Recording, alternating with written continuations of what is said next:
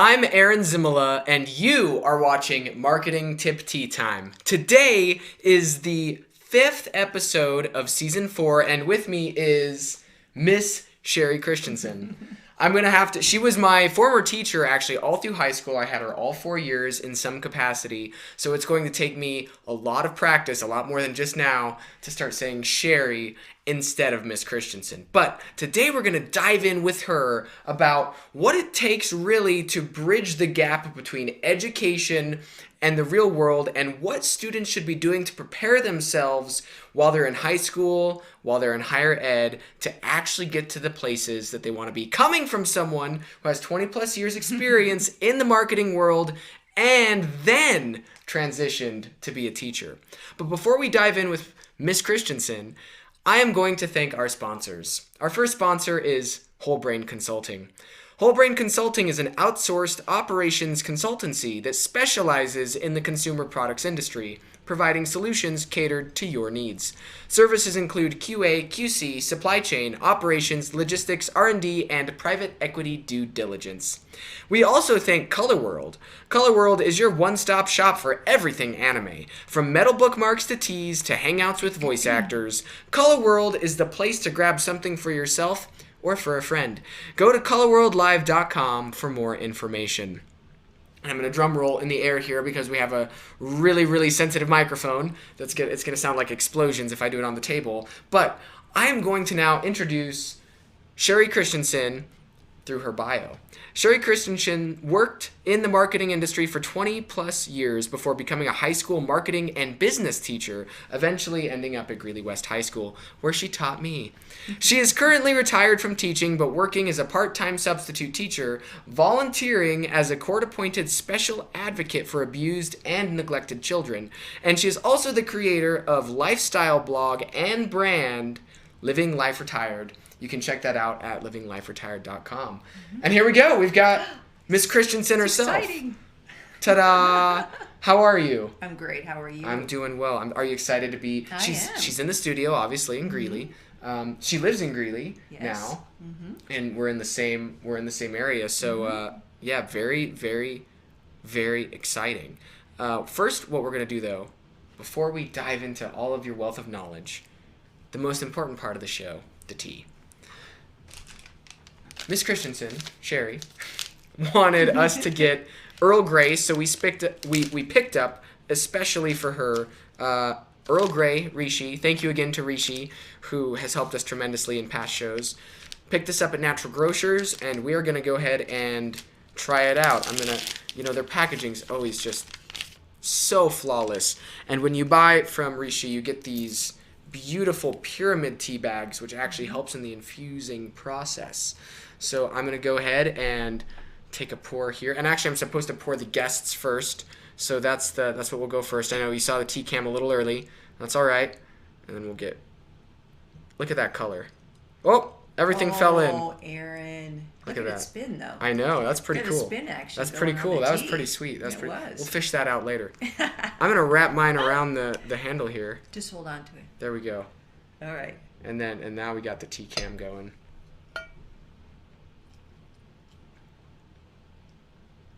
Oh, that looks cool. That is very cool. That looks great. All right. Wow. Perfect. Wow, that looks really good. Now, your whole thing fell in. It did. That's all right. You can... it's organic. Do with that what you want. I'm going to go ahead and take a sip here. Let's try the tea. Reminds me of old Broadmoor days. Oh, the Broadmoor. Cheers. Cheers. Yeah. Here we go. Here we go. The Broadmoor. If you haven't been there, go. Very hot. Perfect. But very good. Oh my. That's amazing. That's amazing.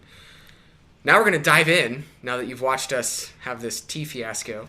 We'll dive in with Sherry here. So real quick, just how'd you end up at Greeley West? What was that like? Well, I had volunteered in schools for a very long time while I worked, and just loved being with young people. And so I kind of had the opportunity. I used to have actually had students ask me all the time, "Why are you volunteering? Why aren't you doing this for money?"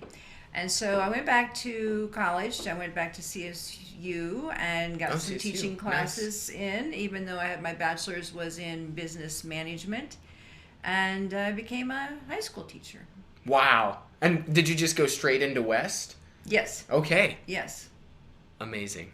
And that's then where we met. Yes. She was my exactly. teacher my freshman year, and then I had 4 years worth of DECA Yes. with right. her as well. Yeah. So we're gonna dive in, rapid fire questions. This is one of the most fun parts, in my opinion. I'm gonna say this or that, and you pick one. Okay. No explanation, nothing Okay. needed. Just boom, All boom, right. boom, boom. All right. Coffee or tea? Tea. Tea. Okay. Print or digital media? Can I pick both? Ooh, yeah, you could. Yeah, if you wanted As you to. can see, I have print here, but it came from media. Right. Yes. Yeah. So I do prefer both. DECA or FBLA? Well, that's an easy one. DECA for sure. Really? Wow. Much more interactive. Much more Perfect. fun. Yes. Oh my. Okay, so We have better dances. DECA did have great dances. Yes. Oh, those state dances Yes. were like a rave. Right. They were big. They were Big, and they were loud. They were loud. They were great. Yeah, not so many of the teachers liked them, but I think the Yeah, I students had a kinda did, great though. time. Yeah. All right, so tell us a little bit about your career in the marketing industry before you became a teacher. What was that like? What were you doing?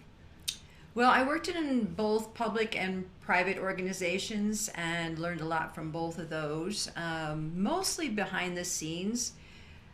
Customer service kinds of things, a lot of communication with newsletters at that time, paper ones. Yeah. And doing promotions, budgets, helping with the bottom line as far as, keeping expenses down and maximizing profit. And worked in banking and HR. I worked at a medical school for a while. Oh wow. And in HR, that was really fun. And worked in a couple of law firms and at a couple of schools or school districts. So, yeah, Wow. variety. A variety of things. And how long were you in that 20 plus years in the professional world?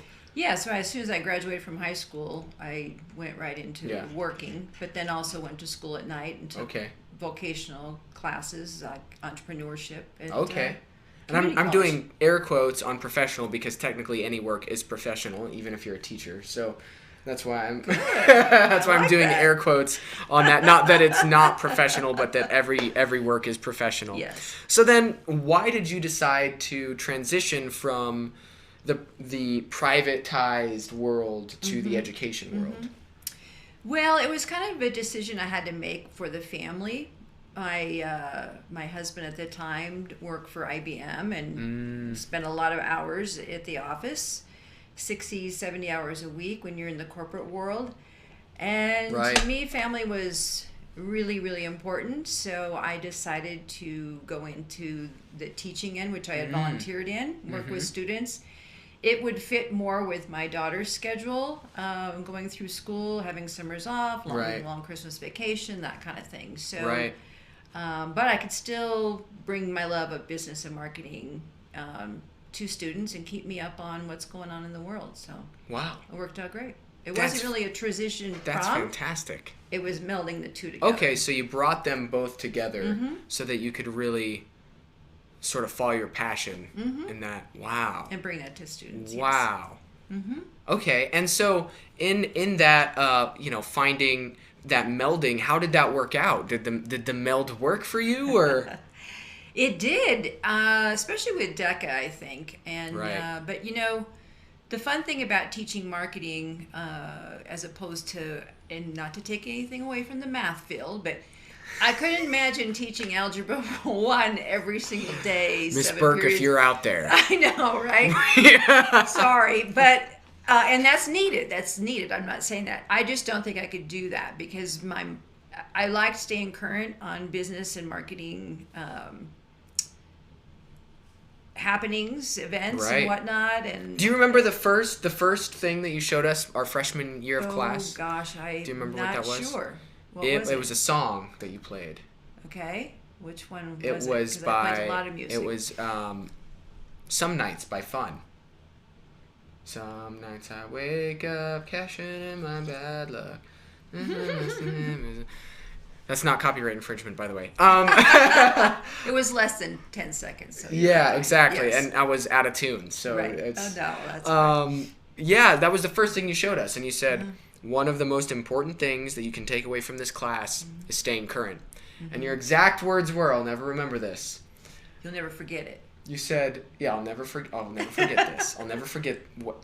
Yes. I'm gonna reenact it. All right. Okay. You said, "If an old lady like me can keep up with this, then you have no excuse." And that's what you told the class. Really? I don't remember that, but that's okay. Yeah, and you weren't really that old either. So we were all kind of But like, I am now. huh. Yeah, we were all like, oh, huh, okay. Well, it's just kind of part of the passion, I think, Yeah. of business and marketing. It is always changing. Where Algebra Yes. 1 is never changing, was my point. And True. so That's that's why it becomes your passion once you get involved in it. Yes. Right. And just keeping up to date with things. That's really Yes. what you're, okay, that's, what would you say is maybe the number one thing that, if you could categorize what people should be paying attention to, what's the thing that they should be up to date on the most? Wow, that's interesting.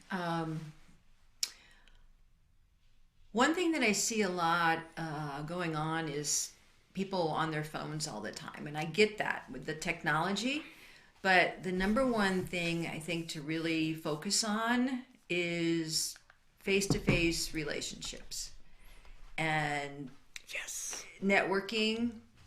I mean, how are Aaron and I sitting here doing this podcast if we didn't stay in touch? If we didn't have built that relationship way back then. It's benefited both of us. Oh, yeah. I believe. Probably me more. And but... a little I don't know about that. But anyway, I think just really focusing on the people you hang out with, being present with that person rather than just texting and whatnot. Really focus on face-to-face relationships with people from all walks of life, all ages. You can learn from everyone. Everyone has something to give. And I think that's the number one thing to really focus on. Oh, that's perfect. That's perfect. I like that a lot. And that's marketing, is it not? Exactly. It's relationships. That's what it is. Relationships. And we've heard that time and time again. If you've been watching Marketing Tip Tea Time and you haven't gotten the memo that relationships are important, here's another time where we're directly telling you. Yep. And so working in the private business world and then in the education world, what do you think that students should pay attention to in education? Like what are the things that they should build, the skills? And how big is the discrepancy between education and the real world? Like how can students fill this gap? Loaded question. Things have really changed a lot since when I first started teaching. We had when I was teaching business and marketing, we had this huge area that I don't believe really exists too much anymore, and that's where we had business leaders and owners come in from the community and meet with us. Us meeting teachers, and once a month, and we would go over what's important in the business world, what should we be focusing on in our classrooms with students, what skills do they need, and if I remember right, most of the time they said focus on the soft skills, which again is relationship building, that type of thing. What about time management? Time management, absolutely. Willingness to learn and flexibility. Of course. Yes. Perfect. Building your confidence, meeting people, how to greet people, just the politeness of that, being professional. Yep. We had a handshaking workshop, I believe. We did. And there was the people that come in like this all the I don't know if you've ever seen that. I forgot about that. Yeah. I went around the room and shook hands with every student, and they would laugh and they were so embarrassed, but that's the first part of a relationship, is making that first contact with someone, and it's almost always a handshake, whether it's an interview or whatever. So I've forgotten about that, Aaron. We even learned how to tie ties in my class. We did. We did. All those practical things I wish we would have learned how to tie bow ties. Oh. Because I got a bow tie for a party That's- once, and I spent an hour and a half learning how to tie that. Did you do a bow tie. YouTube video? I did a YouTube video, and I got lost for an hour before I could figure it out. Yeah. We didn't have YouTube videos, I don't think, when I first started teaching. So I brought in ties from like the Ark or something and gave out ties to kids. And even the girls said, well, why do I have to learn how to tie a tie? And I said, because someday you might have a boyfriend or a husband that doesn't know how to tie a tie, and you'll have to do it for him. So, Right. so I had the girls learn how to tie ties. That's so true. Anyway, Wow. Yes. Wow. Did that answer your question? It did answer my good. question, and just dipping our toes a little bit into the really loaded question. Let me take a sip here. Just how big is the discrepancy between curriculum and the real world? And you could just say big if you want. I kind of forgot that part of the question. If you want it, yeah. I find it pretty big, I think, because when we really focused on careers and not just having everybody get a 4-year degree, I think it was much more relevant to the real world. We were preparing students to be employees and find out what opportunities are out there, whether it's going to a community college or going into the military, whatever. But then that focus kind of got really hazy there for a while, and I don't know that it's back yet. Not everybody's cut out for 4 years of academics or 6 years, whatever you're going to go into. We need people who are electricians and plumbers and HVAC people, and they don't need a 4-year degree. No. So and they do very well. Also, yes, absolutely, they do very well. Because you can run your own business, and learning how to do that is so important. Again, when I substitute, even I see kids struggling with like classes with like algebra 2. Did you ever use algebra 2 in the real world area? I actually have. Have you? In marketing, yeah. When you start to dive a little bit more into financial models of advertising. Okay. So return on ad spend and diminishing marginal returns on the next dollar spent. Even geometry, when you're figuring out the radius of a targeted digital ad, and then how many dollars per square mile within that circle you have. It does happen, but it's very limited. It's not like this whole general whatever, but it's a very like, this is the one equation you'll use. Right. This is the one thing you'll use. Right. So as far as it like generally, not really, but we do use it occasionally. But that's only if you're like really nerdy. Most marketers don't. Josh and I really look at the financial aspect of it. Right. And that plays a big role, but otherwise, no, not really. And so you just gave great examples. Do you really need a whole year or a semester, I don't even know how much it is, of algebra 2 or trigonometry as a requirement for graduation? I don't think I've ever used trig. Or would it be better if you took a whole year of personal finance? That would be perfect. I was lucky enough to teach personal finance. I've had a lot of students tell me that was one of the best classes because it really related. But another class would be like... We have an elephant upstairs. Investment would be great. Class on investments. Just how... An economics class, I hate to say this, but that should probably be taught in the business department rather than the why do they put it in the social studies department? I don't know, because... What is going on there?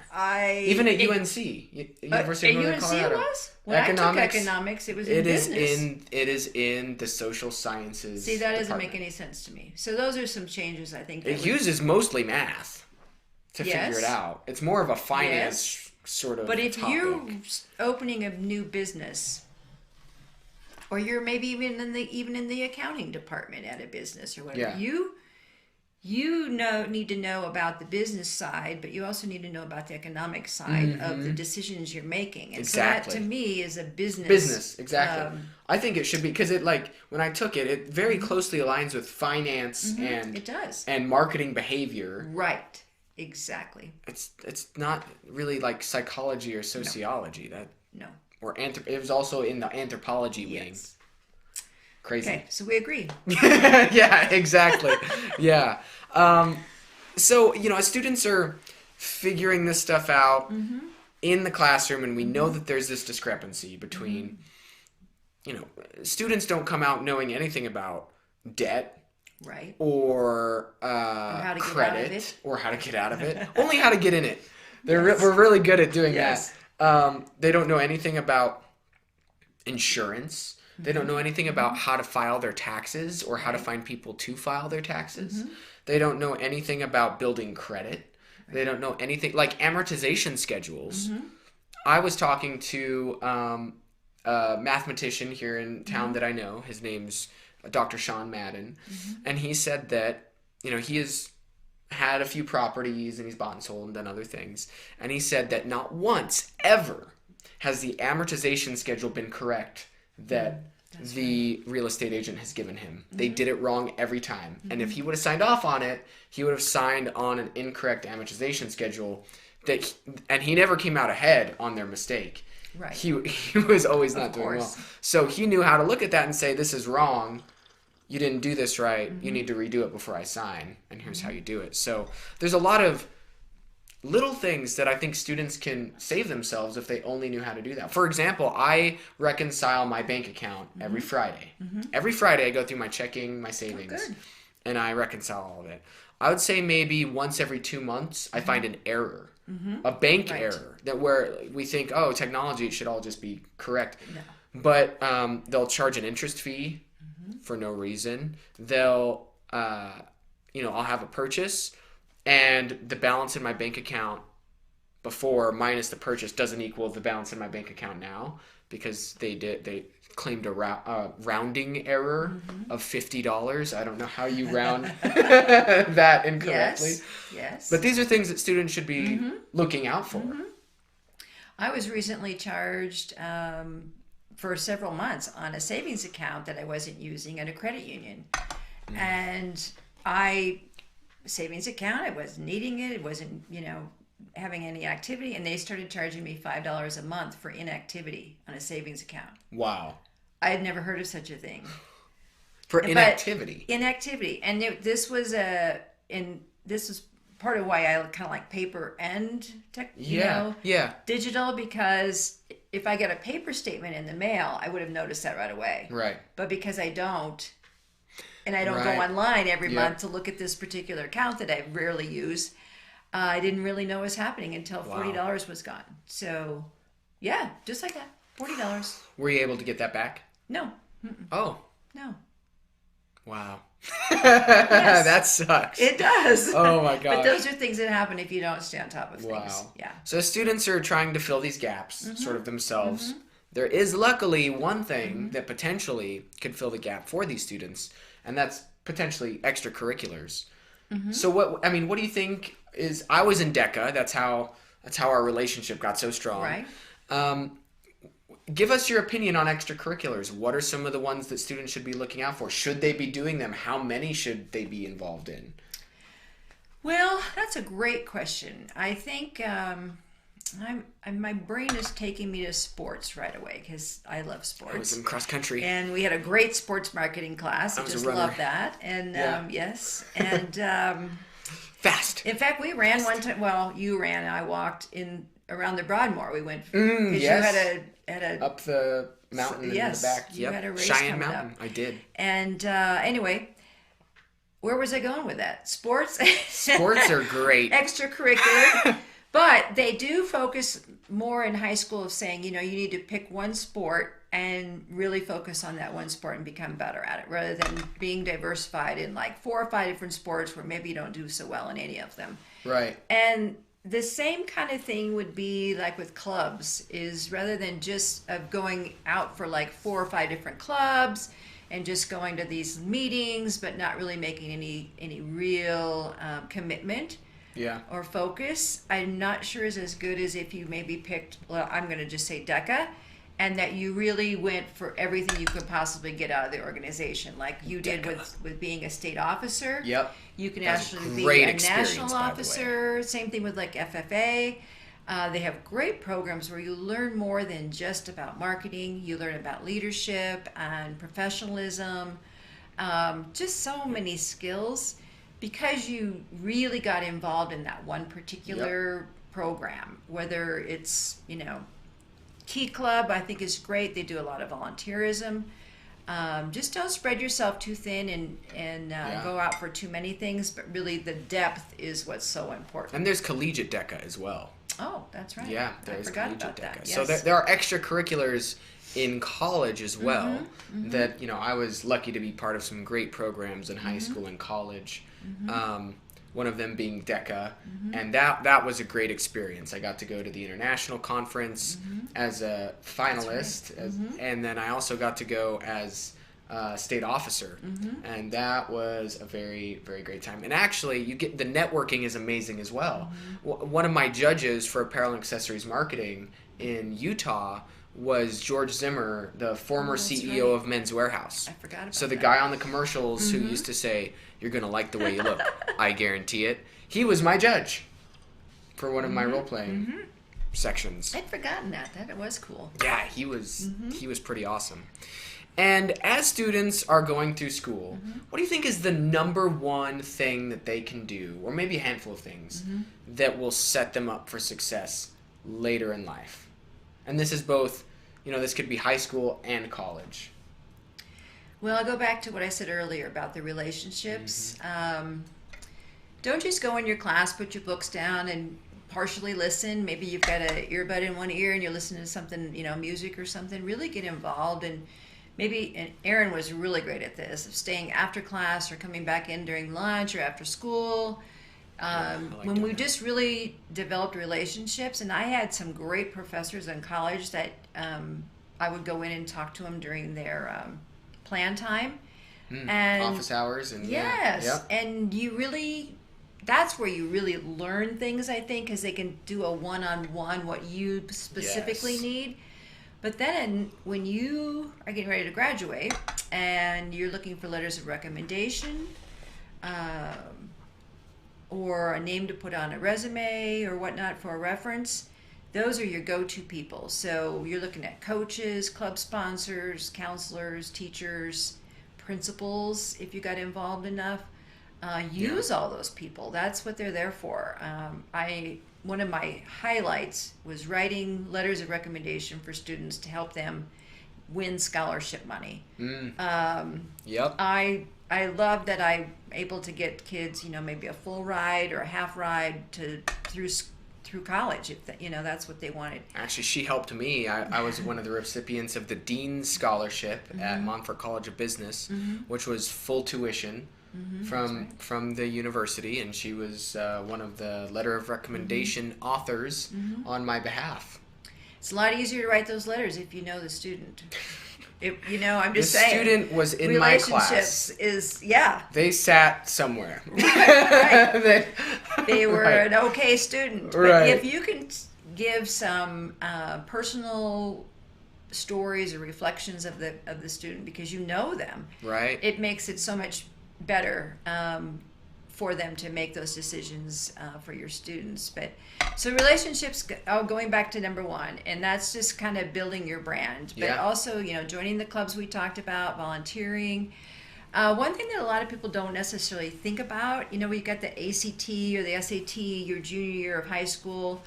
I recommend that you take that much earlier than your junior year. I would suggest taking it your freshman year.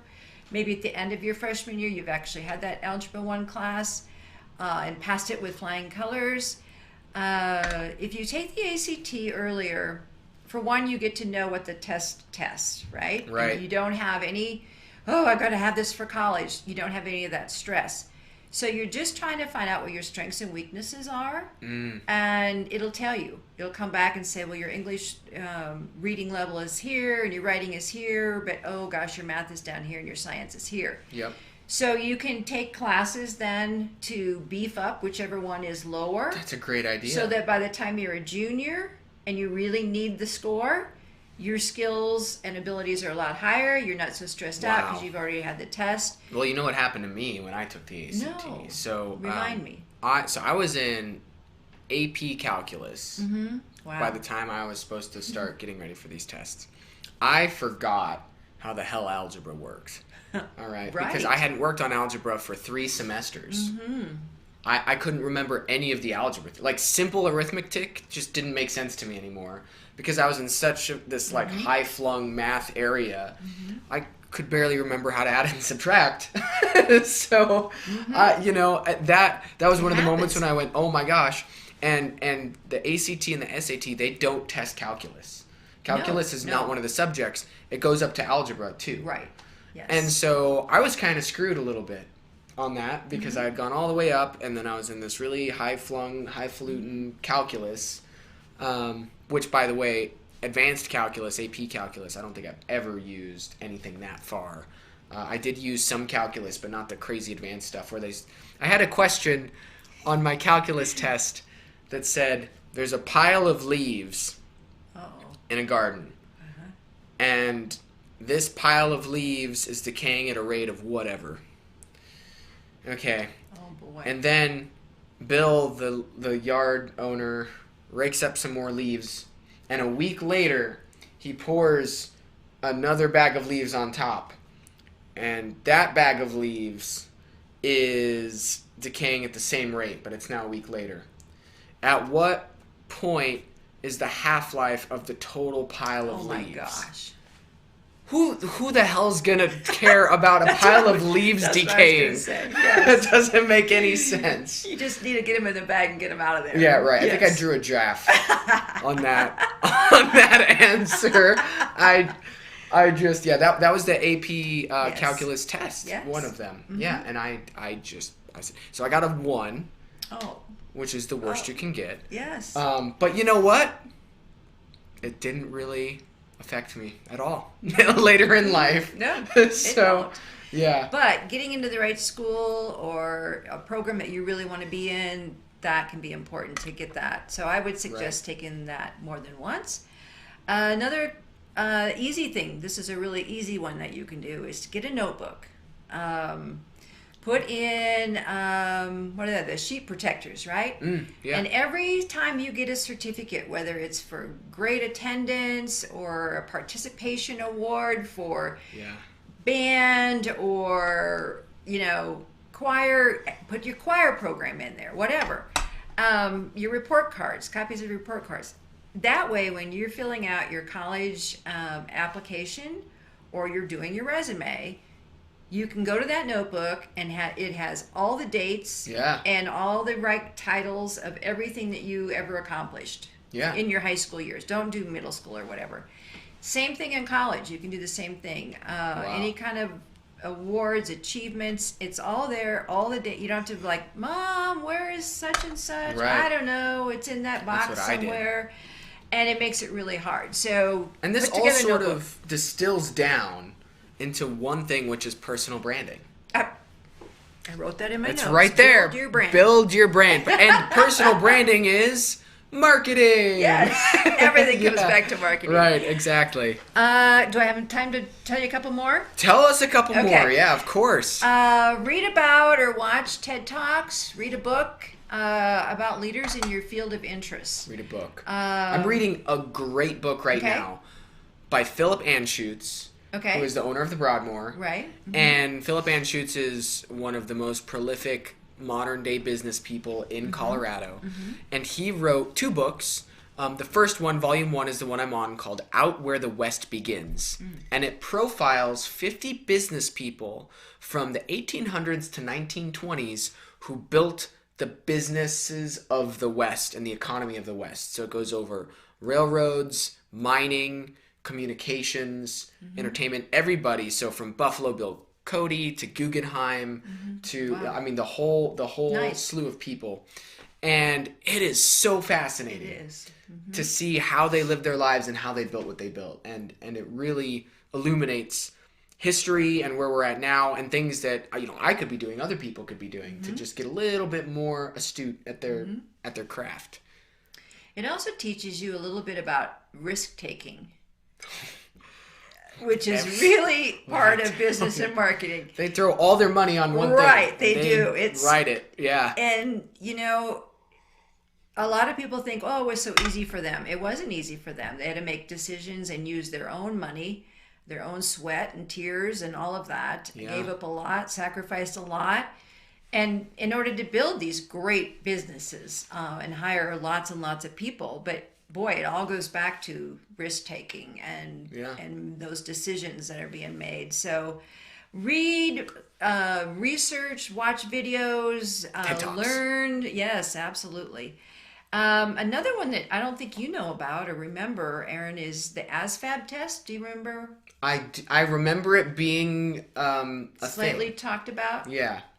I highly recommend I don't think I ever taking, and I think you can do that in college as well. Okay. And so the ASVAB, I had to write it down because I can't remember what it stood for, was the Armed Services Vocational Aptitude Battery. Sounds like a government term, right? So again, it's typically a free test in high school. It'll tell you where you would score if you went into the military. Okay, so it might tell you, and there's things that on websites that'll show you that if you score this particular score, that the Army will do this and the Marines will do this. So I actually told my sophomore class that they should sign up, take the ASVAB. Why not? Yeah. Again, it's that strength and weakness thing, and kind of doing a SWOT analysis of yourself. Yes, yes, absolutely. Yeah. And it's not a well-known test, but again, why not take it? It's free, you know. And I actually have some amazing students, sophomores, who took it. One gal took it more than once because she just really wanted to see what she was made of. And that little gal, and I can say little because she was probably the shortest, smallest, petite little gal I had in my classes, she actually became a Marine. Wow. If you can believe it. And she drove a Humvee in Afghanistan. And because she was in the military, that they actually have paid for her schooling, so for her college. Another gentleman took that ASVAB test. He was also in DECA.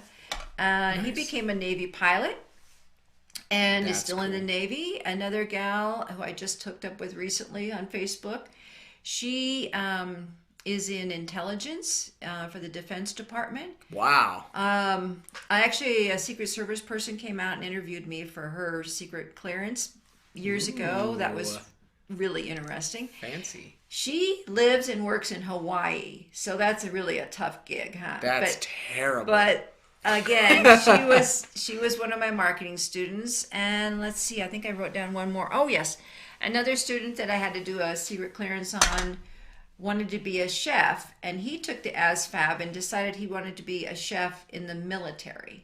Oh, and wow. So he wanted to be a chef on a submarine, and in order to be on a submarine, you have to have a secret clearance. Yep. So they, again, came out and interviewed me. And because I had these relationships with kids, I was able to answer most of their questions that they asked me. Lastly, I would suggest this is important. Take classes at the community college. They're a lot cheaper. You could take them at night when you're in high school. You can mix them in with your courses if you're at a four-year university. When I was first out of high school, I took classes at the community college in entrepreneurship, and I loved it because they're usually taught by somebody from the industry. You learn you also meet a lot of people. Again, that networking is very important. And oftentimes in high school, some of those courses can be used for dual credit in high school. Right. So be sure and talk to your counselor about that. That's really important. Wow. That's a lot of information for anybody who is young, high school, college, and trying to figure out how to, build the bridge. How do you get from where you're at in this academic bubble into the real world that is less of a bubble, and building that bridge. And we are so thankful that you've come on the show and given us this amazing advice. Can I give you one more? We got one more piece. Digital. This is digital. Very important. Digital marketing. Social media. All right. Please clean up your social media accounts. Don't have pictures of your latest party where you're hanging out. Think about what your employer, your professors are able to see about you personally in your social media sites. Yep. Think about the names you're using in that. Your emails need to be professional. Even if you have everything set to private, there is still a chance that Google will index these images and an employer can find them online. Yep. It doesn't matter how tight your security is on your accounts. These pictures are always findable and always shareable. And we've seen that on TV with political campaigns. Political they go back campaigns, 10 years and say you did this 10 years ago. So just be careful. Big business people, entertainers, that's happened Yes, to. Yep. Exactly. Yep. Well, Miss Christensen, Sherry, thank you so much. Oh, you're welcome so much. We love this so much. And thank you to everybody who's been watching the show, to my family who has helped, with a lot of this, to Bike Shop Agency, our producers, to Josh French, our technical producer, Phil Van Drunen, Alyssa Youngval, my wife, who's also helped to do a lot of this stuff, Sheridan Youngval, her sister, who is also now doing a lot of the graphics for this show. Thank you to everyone who has made Marketing Tip Tea Time into what it is today. Remember, you can watch and you can listen after the show has been aired live. You can go back on YouTube, back on Facebook, or you can find us on any of your favorite podcasting sites and listen to us on that ride to wherever you're going for work in the morning. Please, please, please like, share, subscribe, comment, and until next time, thank you everyone. Cheers. Na zdraví. Thank you so much. Of course. My pleasure.